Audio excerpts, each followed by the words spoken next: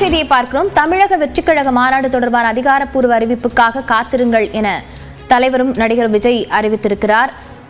தமிழக வெற்றிக்கழக மாநாடு தொடர்பான அதிகாரப்பூர்வ அறிவிப்புக்காக காத்திருங்கள் என தொண்டர்களுக்கு விஜய் தெரிவித்திருக்கிறார். அண்மை செய்தியாக பார்த்து வருகிறோம்.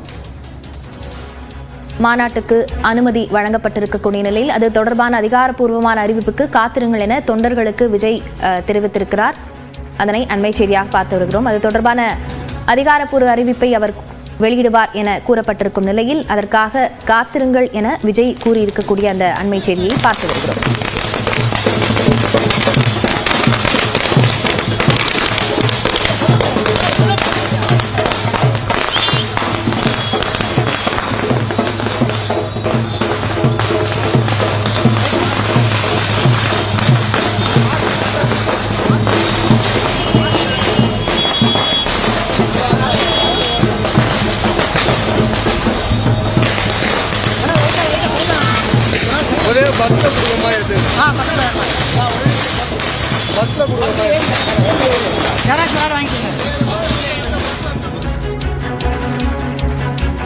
தமிழக வெற்றிக் கழகத்தின் மாநாடு குறித்த அதிகாரப்பூர்வ அறிவிப்புக்கு காத்திருங்கள் எனவும் கட்சிக்கான சட்டப்பூர்வமான அனுமதிக்கு காத்திருந்தோம், அது கிடைத்துவிட்டது எனவும் விஜய் தெரிவித்திருக்கிறார். அண்மை செய்தியாக பார்த்து வருகிறோம்.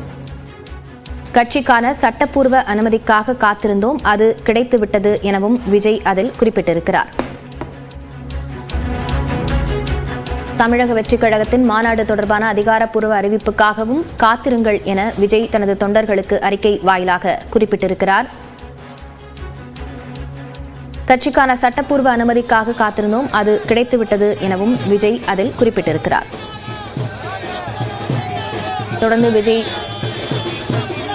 இது தொடர்பான மேல் விவரங்களுடன் செய்தியாளர் செந்தில்ராஜா இணைந்திருக்கிறார். செந்தில்ராஜா, அந்த அறிக்கையில் என்ன குறிப்பிடப்பட்டிருக்கிறது, விரிவாக பதிவு செய்யலாம்.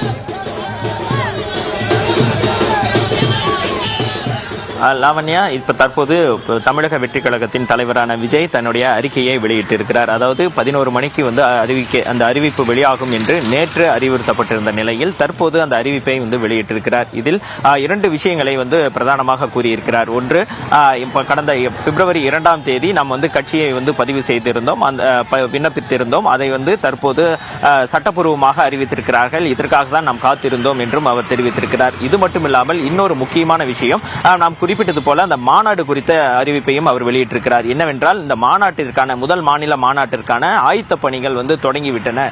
இதற்காக இந்த அதிகாரப்பூர்வ அறிவிப்பு வரும், அதுவரை காத்திருங்கள் என்று அவர் தெரிவித்திருக்கிறார்.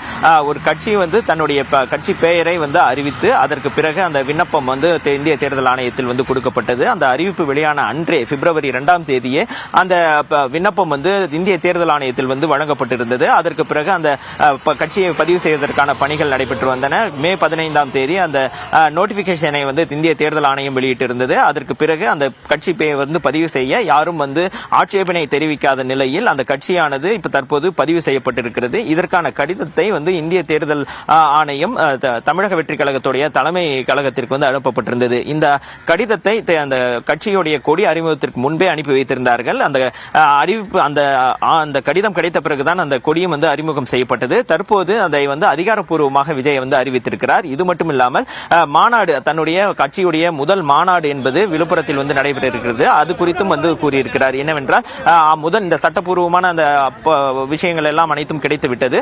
தற்போது இந்த முதல் மாநாடுக்கு ஆயத்த பணிகள் தொடங்கி இருக்கிறது. இதற்கான அறிவிப்பு அதிகாரப்பூர்வமாக அறிவிக்கப்படும் வரை காத்திருங்கள் என தன்னுடைய ரசிகர்களுக்கும் தொண்டர்களுக்கும் அவர் கூறியிருக்கிறார். லாவண்யா. செந்தில்ராஜா, மேலும் இது தொடர்பாக அவர் பேசுவார், அவர் செய்தியாளர்களை சந்திப்பார் அல்லது தொண்டர்களிடம் பேசுவார் என எதிர்பார்க்கப்பட்ட நிலையில் அறிக்கையாக வெளியிடப்பட்டிருக்கிறது. இது அடுத்த கட்டமாக என்ன எதிர்பார்ப்பு எழுந்திருக்கிறது செந்தில்ராஜா?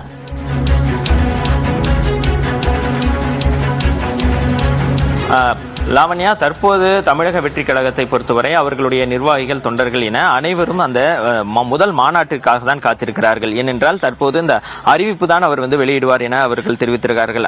அதாவது அறிக்கை மூலமாக தன்னுடைய நிலைப்பாடு, அந்த கட்சி பதிவு செய்தது, அதற்கு பிறகு மாநாடு உள்ளிட்ட விஷயங்களை அவர் அறிக்கை மூலமாக கூறுவார் என்று எதிர்பார்க்கப்பட்டது. அதன் போலதான் தற்போது அறிக்கை வாயிலாக கொடுத்திருக்கிறார்கள்.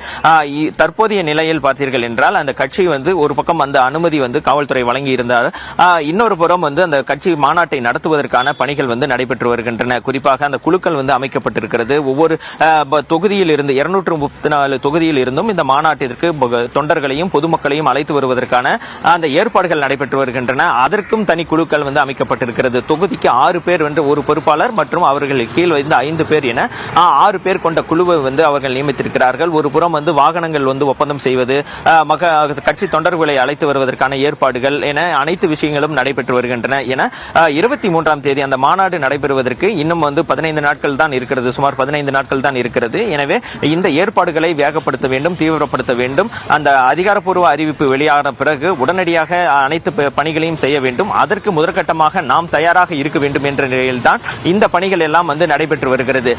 இந்த மாநாட்டு அறிவிப்பு ஆனது அதிகாரப்பூர்வமாக ஆயத்த பணிகள் வந்து தொடங்கி இருக்கிறது. அதிகாரப்பூர்வ அறிவிப்பு வெளியாகும் என்று விஜய் கூறியிருக்கக்கூடிய இந்த நிலையில் அவருடைய கட்சி தொண்டர்களை இன்னும் அந்த மாநாட்டிற்கு வேகப்படுத்துவதற்கும் தயார்படுத்துவதற்கும் ஒரு உத்வேகமாக அமைந்திருப்பதாக தெரிகிறது. லாவண்யா. ராஜா, நீங்க இணைப்பில் இருங்க, தொடர்ந்து பேசலாம்.